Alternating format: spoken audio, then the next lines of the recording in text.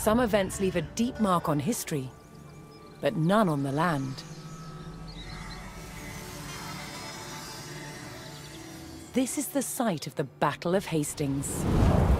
After almost 1,000 years, no traces of the bloody conflict can be seen. But here, the fate of England turned. It's where a king was killed, and his victor claimed the throne.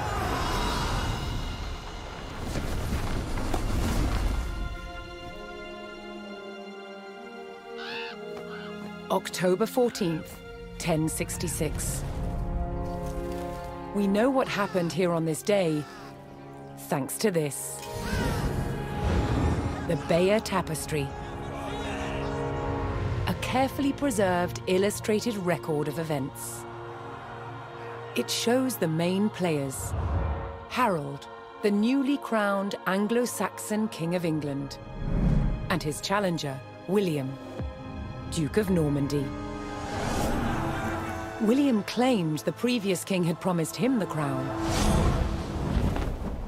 So, he assembled an army and prepared to sail to England to fight King Harold for the throne.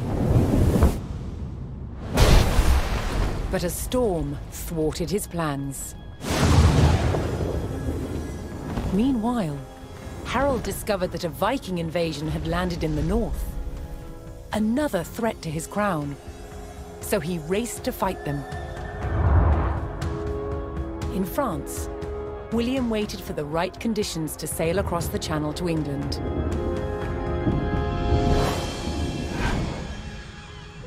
The weather cleared.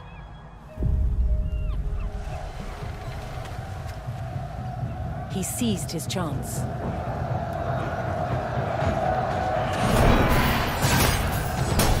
"250 miles north, Harold had defeated the Vikings.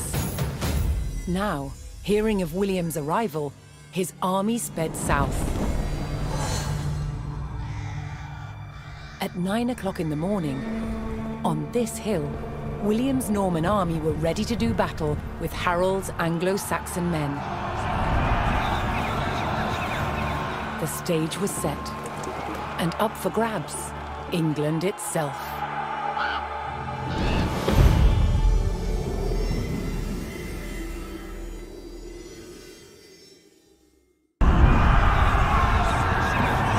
At the Battle of Hastings, the death of one man changed the course of history. The Anglo-Saxon King Harold was killed here, on England's south coast. His army defeated by William of Normandy.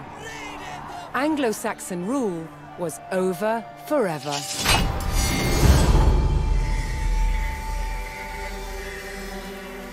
At Westminster Abbey on Christmas Day 1066, William was crowned the first Norman King of England. Now he had to secure power across the country. He began by stamping his mark on the landscape, building cathedrals and castles at strategic locations.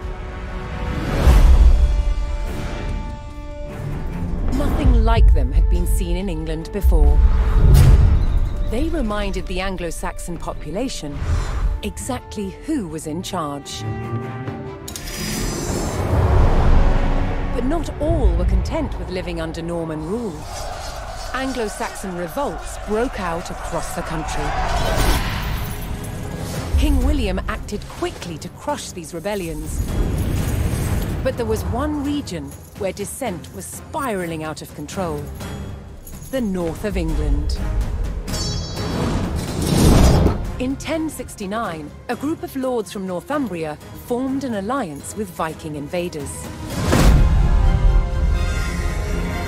Together, they approached Norman-held York, a large city with an important cathedral, still protected by ancient Roman walls. But the walls couldn't save York. The city and the castle fell to the rebels. William's new kingdom was under threat. He had to get the city back under Norman control. Be me Honda alone! William had no choice but to order his men north. But as the Norman forces set off on their long march towards York, how much resistance from the rebels would they encounter?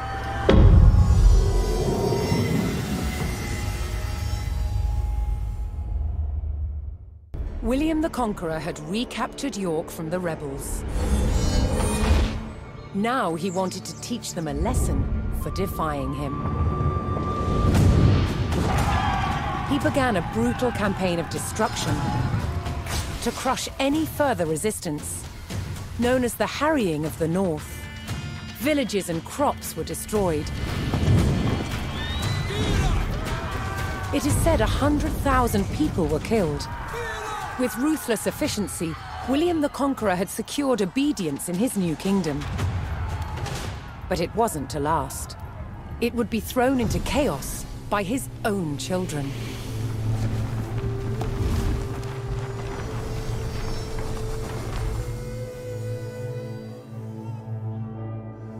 When William the Conqueror died in 1087, his favorite son succeeded him, King William II, known as William Rufus. But 13 years into his reign, disaster struck. While out hunting, he was killed.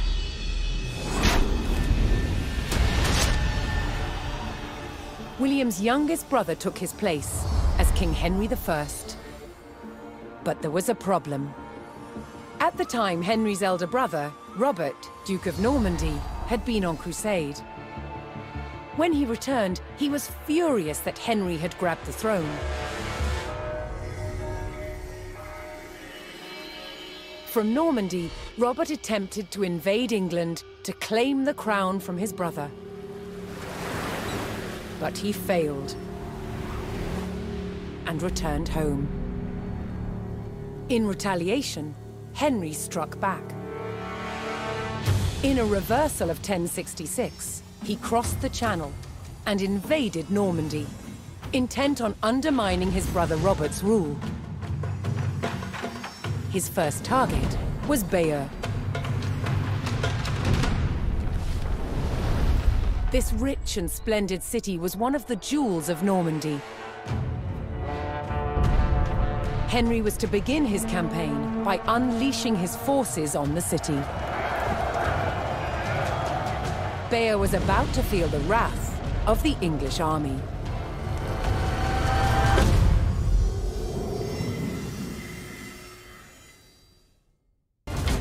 While Bayeux burned, King Henry pressed his advantage. Seizing key fortifications and buying the loyalty of powerful lords, Henry loosened his brother's grip over Normandy. At Tinchebray in 1106, brother would fight brother for final claim to their father's lands.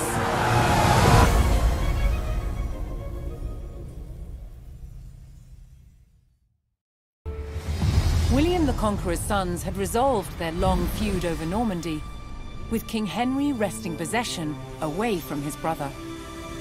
But the French King Louis VI would not accept Henry's heir as the future Duke of Normandy.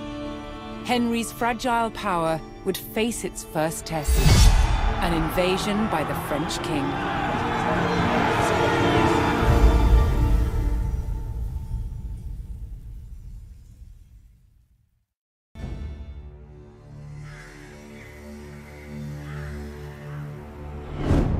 After England defeated the French at the Battle of Bremule,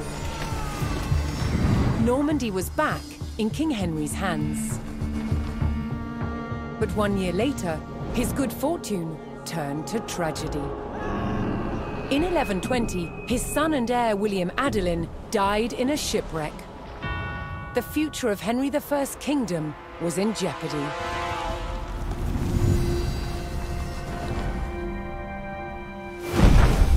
Henry desperately needed a new heir. With no legitimate sons left alive, he broke with tradition and chose his daughter, Matilda. Henry forced his barons to swear an oath to accept Matilda as queen. But when the king died, they broke their promise. England would not be ruled by a woman.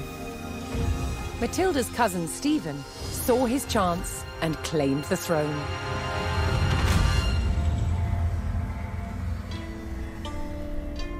The crisis moved to the capital.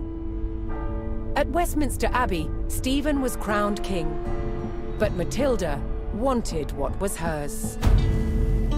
She was also lining up powerful supporters who would fight Stephen for her right to rule. Their conflict engulfed England in civil war. Fighting raged throughout the land.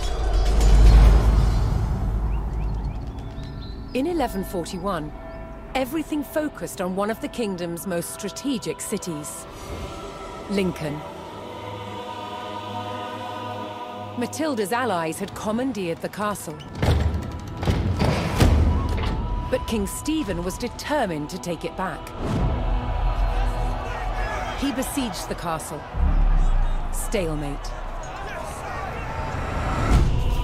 As dawn broke on February the 2nd, everything was about to change. Matilda's half-brother, Robert of Gloucester, raced to break the siege. As Robert's forces approached Lincoln, Stephen's army turned away from the castle to face them.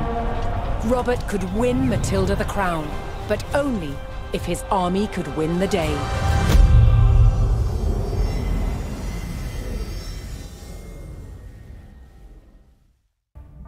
Victory over King Stephen at Lincoln gave Matilda the upper hand in her fight for the English crown.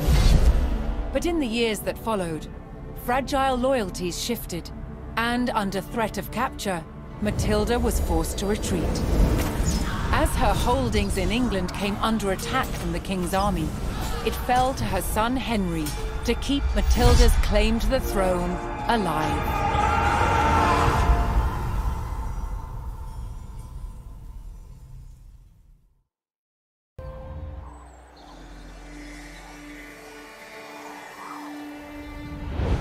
At Wallingford, in the shadow of the castle, Matilda's faction, commanded by her son Henry, proved it was still willing to fight King Stephen for the crown. But after 15 years of conflict, both sides had had enough. So, they made a deal. Matilda would surrender her claim to the throne on condition that when Stephen died, her eldest living son Henry would succeed him. A year later, he was crowned King Henry II and proceeded to grow the kingdom into the mighty Angevin Empire. But, once again, what the king had spent his life building, his own children were destined to destroy.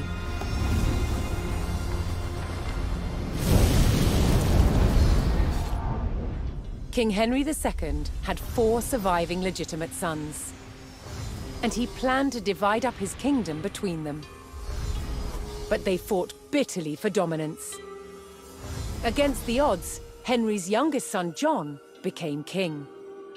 But King John was deeply unpopular.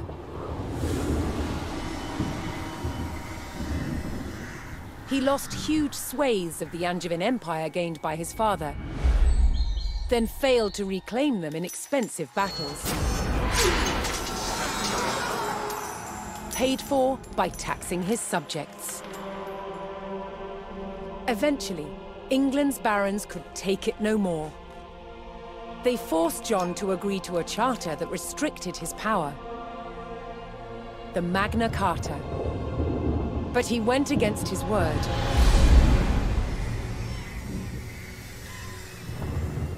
Furious, they rebelled, inviting Prince Louis of France to invade England. In 1216, Louis sailed to Dover and set his sights on taking this, Dover Castle. Held by forces loyal to King John, it was commanded by Hubert de Burgh. He described the castle as the key to England. He was right. If it fell to the French, so would the kingdom.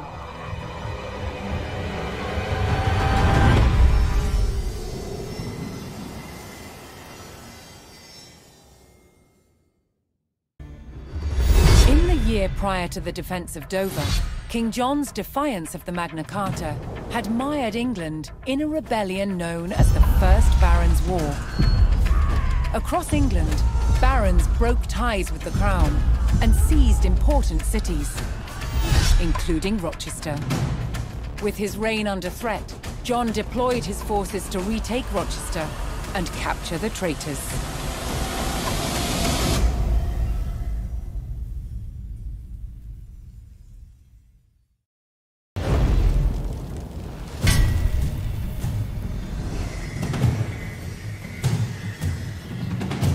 When forces loyal to King John undermined Rochester Castle, it spelled doom for the rebels inside.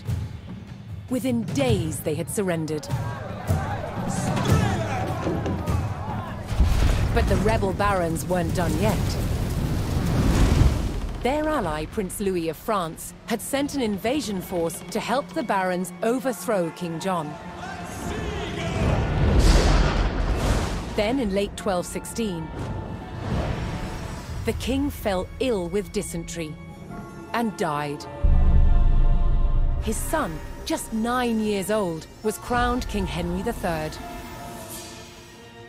It was now up to the young king's regent, the 70-year-old legendary knight William Marshal, to protect the crown. He faced a near impossible challenge. England was crumbling. Rebels were taking town after town. But William Marshal bided his time and prepared to defeat the rebels. Then in May 1217, he got the chance that he'd been waiting for. William discovered that the rebels planned to simultaneously besiege both Dover Castle and Lincoln Castle.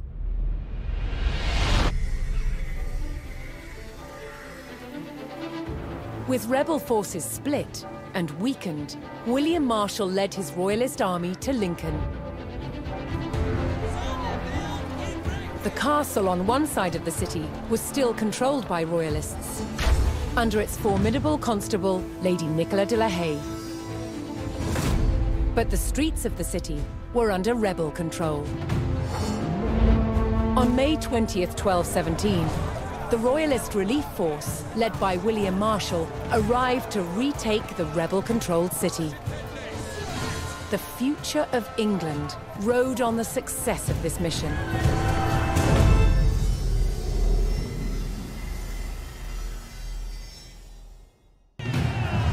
William Marshal's success in retaking Lincoln was an overwhelming victory for the Royalists. The rebel barons had been defeated, and their French allies driven out of England altogether.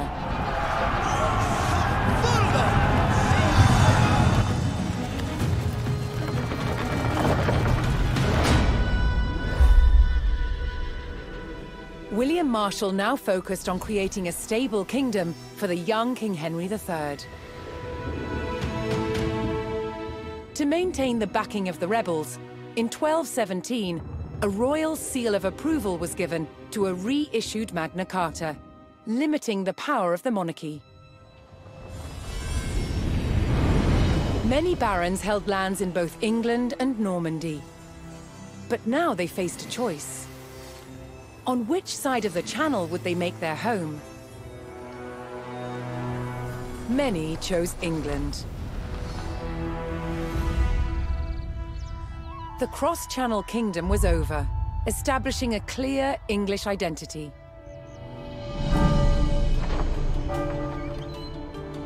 But the impact of the Normans on England's evolution is still felt today. Almost 1,000 years later, the surviving Norman castles and cathedrals still dominate the landscape.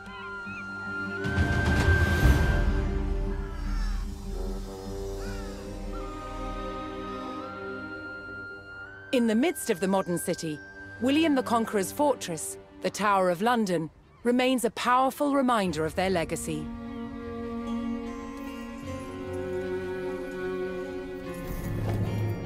But it's the unseen influence of the Normans that endures.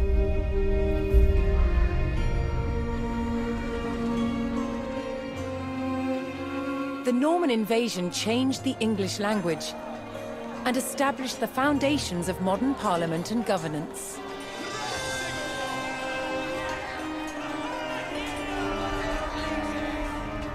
And it's all because one man, William the Conqueror, claimed the English crown that he believed by rights was his. The Normans conquered a country and changed the course of England forever.